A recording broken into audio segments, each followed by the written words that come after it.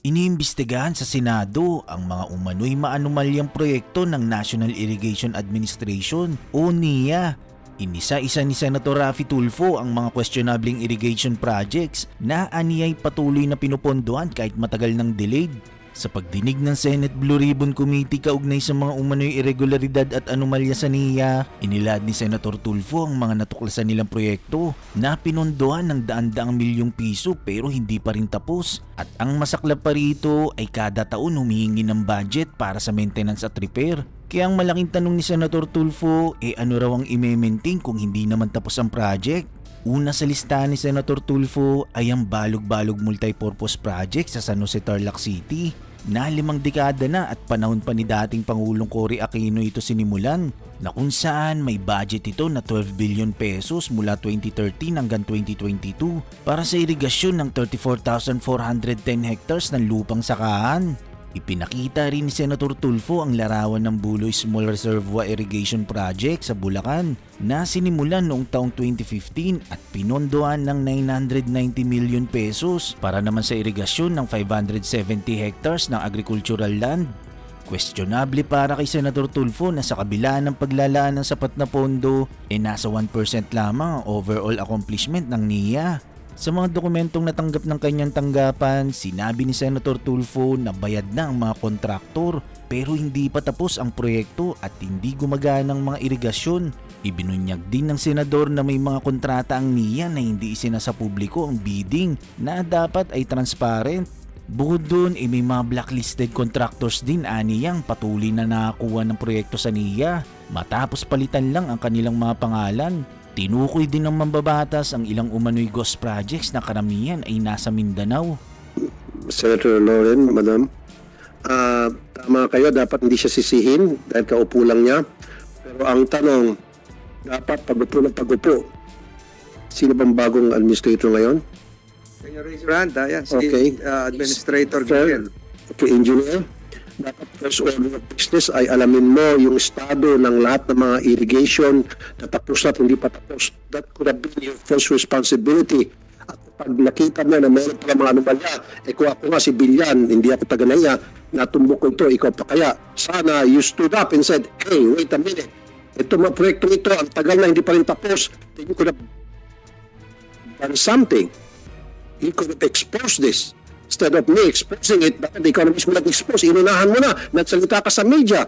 Tugisin mo yung mga processors mo. In a way, you cannot be faulted for this, pero hindi kayo tahimik lang. Di ba? Kasi tulad nito, 2023, nag-iinit po ng additional budget for maintenance. Alam niyo naman na talagang hindi pa tapos yan. Ba't pa kayo mag-iinit ng budget for repair and maintenance? Samantalang yung mga projects na yan, ito. Ang tinuturo po ni Governor Daniel Fernando kung bakit lumubog ang Bulacan ay dahil sa maling patakaran ng National Irrigation Authority. Gusto kong malaman ngayon sa current head ng NIA, siguro inabutan mo na lang ito, bakit po pag binuksan yung dam, yung Bustos Dam, hindi nyo kino-coordinate sa mga local government officials na bigla na lang po sila nung Sabado. Biglang high tide pa ho noon, biglang inopen nyo yung dam sa Bustos.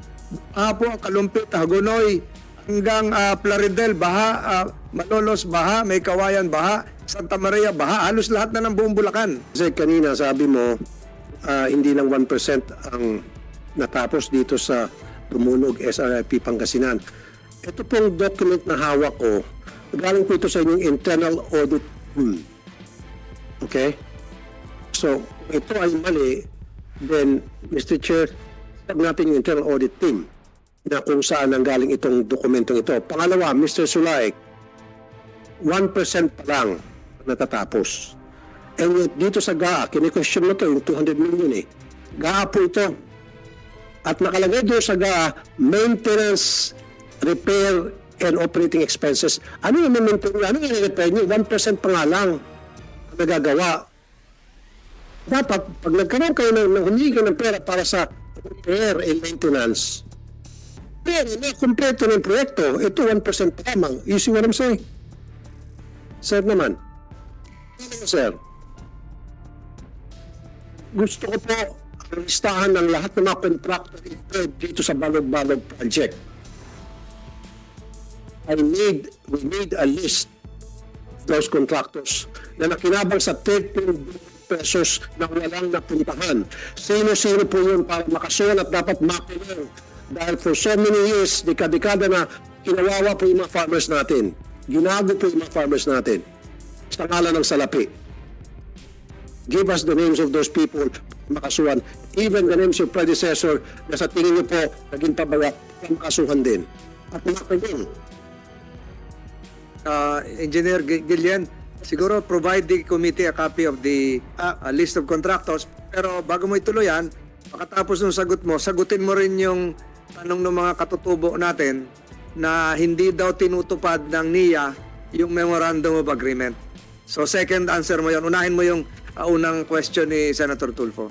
Yes, sir. If we may, pwede po ba naming ipakita, sir, yung mga... kasi after ho nung privilege speech po ng ni Senator, Honorable Senator Tulfo po, ay nagpatawag kaagad ako ng meeting. May mga documentation po kami. Gusto sana namin sagutin isa-isa po yung mga allegation ni Senator Tulfo, sir. And pagdating naman po sa ating mga kapatid na... Is this voluminous? Yung... Hindi po, sir. Can you provide the copy? Bawat isang tatlong slides lang po kami. So, you prepare an answer, Yes, sir. attach all the documents needed, you prepare your answer in affidavit form. Yes, sir. So, during the next hearing, we will just ask you to reaffirm the Yes, sir. contents of your answer para mas mapabilis natin ito. Kaya natin gawin yon? Yes, sir. Okay. Sir, Mr. Chair, sa Yes. dokumentong ito, lahat po about katiwalian. Voluminous ang sinasabi niya. Ito, ang tawag mo rito. Puro katiwalian to. Okay? Puro kalokohan ang laman nito. O isa-isay natin, baka kabutin tayo ng ilang araw. But anyway, sir, Yes, sir. yung sa balog-balog na sabi nyo, meron nang natapos sa phase 1.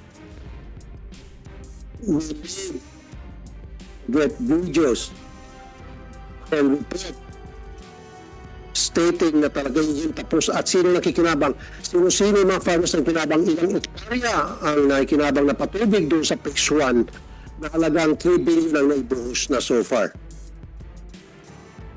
We need those documents, information.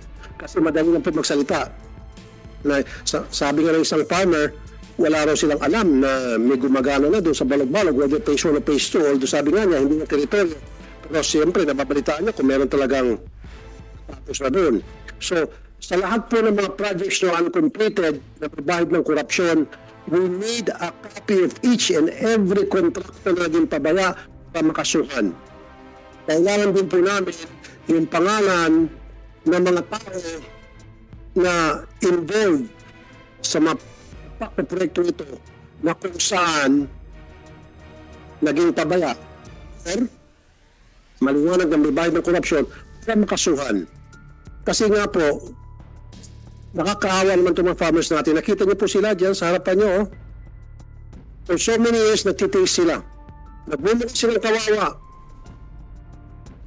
Dahil sa pinagagawang kapatid at kalokohan ng NIA.